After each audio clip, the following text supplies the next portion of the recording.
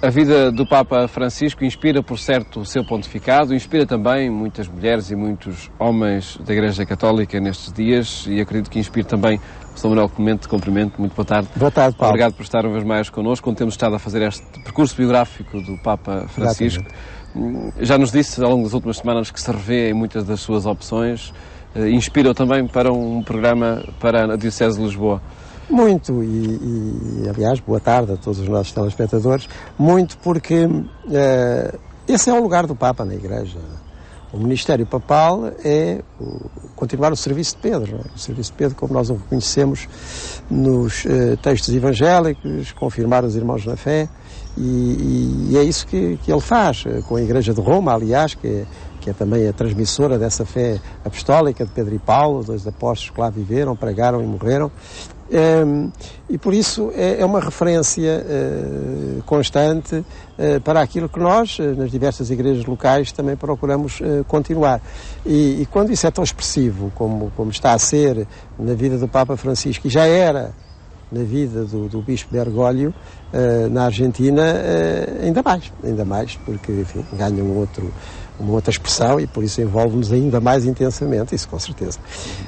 Portanto, por convicção religiosa, mas também por experiência eclesial. E eu queria, neste último programa, deixar aquilo a que hoje tanto apelamos, ou seja, uma palavra de esperança, mas da esperança como Bergoglio, nessa entrevista que nos tem estado a servir de base das nossas conversas, a enunciou. O Papa Emérito, o Papa Bento XVI, naquela linda encíclica que ele escreveu sobre a esperança, diz que ela é uma virtude performativa, portanto, ela cria aquilo que enuncia, não é? Mas o Papa Bergoglio, nessa entrevista, fala da esperança de uma maneira muito particular, e eu agradeci ao Paulo que lesse esse trecho da entrevista. Para mim, a esperança está na pessoa humana, no que ela tem no seu coração. Acredito no homem, não digo que ele é bom ou mau, mas sim que acredito nele, na dignidade e na grandeza da pessoa. Apesar de tudo, a história continua em andamento. O homem continua a ter também atitudes altruístas, a escrever coisas muito belas, a fazer poesia, a pintar, a inventar e a desenvolver a ciência. Como acredito no futuro do ponto de vista humano, confio mais ainda partindo da perspectiva cristã da presença de Cristo no meio de nós. Não considero que se possa pensar, para já, na uniformidade ou na unidade plena entre os cristãos, mas sim numa diversidade reconciliada, que implica caminhar juntos, orando e trabalhando juntos, e juntos procurando o encontro na verdade. São aspectos fundamentais de uma esperança preenchida, e que ele enuncia em duas alíneas: a esperança na humanidade e no movimento ecuménico. E estes dois pontos, repito, são de uma importância fundamental e creio que têm de ser de um acolhimento absoluto, não é? Em primeiro lugar, a esperança na humanidade. Como ele diz, eu tenho esperança, claro que o que eu reparo, quer na Argentina, quer agora em Roma, a olhar para todo o mundo, o que eu reparo, diz Bergoglio, Papa Francisco, são coisas muito contraditórias, portanto há gente muito boa e há gente que é exatamente ao contrário, não é? Mas todos nós somos humanidade e olhando para a humanidade no seu conjunto, nós encontramos tanta gente que continua a criar, que continua a inventar, a inovar, gente aberta às dimensões bonitas da vida, à arte, à música, à literatura, ao avanço científico. Como é que eu não posso acreditar na humanidade? Porque está aí, se eu quiser ver com olhos de ver, não é? E com olhos de admirar, não apenas com olhos de censurar ou de criticar, que deixa sempre o melhor de fora, não é? Mesmo das pessoas que se criticam e que continuam a ter um potencial para fazer alguma coisa noutras condições e com outro acompanhamento. Portanto, este olhar positivo sobre a humanidade é muito importante e eu creio que é a nossa maior esperança. Uma situação como a nossa, a portuguesa, enfim, com tantas dificuldades que se sofre e que nós devemos sofrer com quem sofre, mas tem tanta gente que não desiste, tanta gente capaz de andar para a frente, de corrigir o que precisar de ser corrigido e de inovar o que precisar de ser inovado. Basta andar por aí, basta ouvir as pessoas, basta estar com jovens e com anciãos. Enfim, com tanta gente, que é uma expressão de uma humanidade que constantemente se reconstrói e que avança, né? E é muito importante que agora o Papa Francisco mantenha, como está a manter e como está a dizer e a repetir, essa esperança que já motivava o cardeal Bergoglio, portanto, a mesma pessoa. E ele diz a seguir que essa esperança é reforçada com a visão cristã, porque para um cristão que acredita que na própria humanidade está Deus, porque encarnou, e Jesus Cristo está agora presente e potencia infinitamente esta humanidade no seu percurso, só pode ter esperança. Eu aqui gosto de repetir aquilo que eu ouvi uma vez. Eu, em relação à humanidade, já não tenho ilusões, que é sempre capaz do melhor e do pior e de se contradizer absolutamente, mas tenho esperança. Não tenho ilusões, mas tenho esperança. E a esperança, como nós sabemos, é uma virtude teologal, porque nos é infundida pelo próprio Deus e nos faz ver a presença de Jesus Cristo na humanidade que não desiste. Este é um primeiro ponto, a primeira linha. E a segunda é sobre o movimento ecuménico, em que ele diz que não podemos ter pressa nem queimar etapas, porque, no fundo, trata-se de respeitar as pessoas, mais uma vez. Ou seja, quando nós falamos de movimento ecuménico, estamos a falar de reconstruir ou de alcançar a unidade entre os cristãos. Isso, movimento ecuménico. Depois há um espaço mais largo, que é o movimento interreligioso. Não devemos confundir os termos, muitas vezes confundem as acessões. O movimento ecuménico diz respeito, a palavra nasceu assim, a estes esforços que desde o final do século XIX, sobretudo, ao longo do século XX e agora no século XXI, se tem feito para reconciliar os cristãos. E ele diz que não se deve queimar etapas porque as várias tradições cristãs estão muito sedimentadas, o tal respeito pelas pessoas.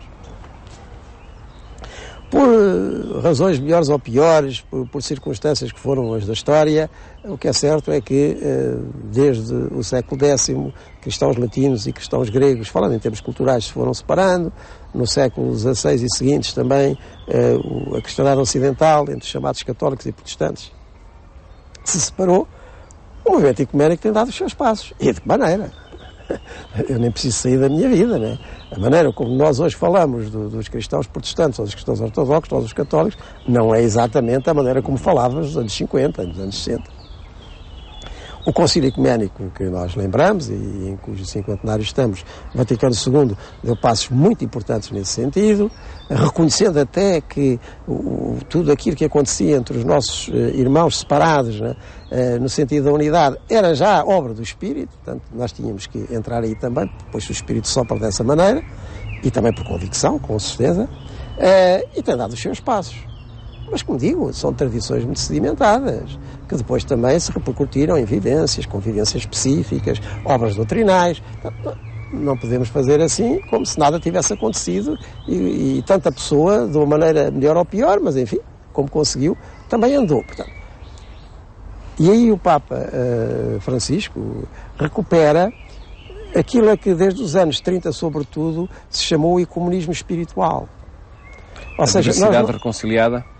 Exato, ou seja, ecumenismo espiritual no sentido de dar espaço e prioridade àquilo que o Espírito fizer e abertura e oração nesse sentido, de disponibilidade interior para seguirmos aquilo que o Espírito fizer, o Espírito de Cristo, não é? O Espírito Santo fizer no sentido de nos reconciliar. Nós não sabemos muito bem como é que será essa unidade, porque, entretanto, ela incorporará aquilo que cada tradição, agora no caso tradição cristã, foi elaborando dentro de si própria. E há aí muita coisa boa. Portanto, nesse sentido, com certeza que para nós, católicos e latinos, aquilo que foi sempre a relevância que os nossos irmãos protestantes deram à palavra de Deus é importante.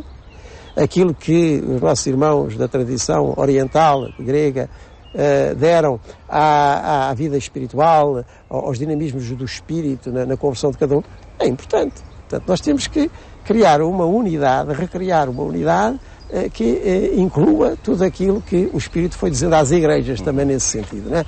E essa abertura do Papa Francisco também nesse ponto da construção ecuménica é muito relevante. Portanto, duas alíneas da mesma esperança. Portanto, esperança numa humanidade que está infinitamente potenciada por Cristo, que se fez homem, por um Deus que está connosco e que depois se desenvolve em todos esses campos da arte, à ciência, à solidariedade, com certeza, e esperança num movimento ecuménico em que as várias famílias cristãs se encontrarão mais à frente com aquilo que de muito positivo cada uma delas foi acarretando.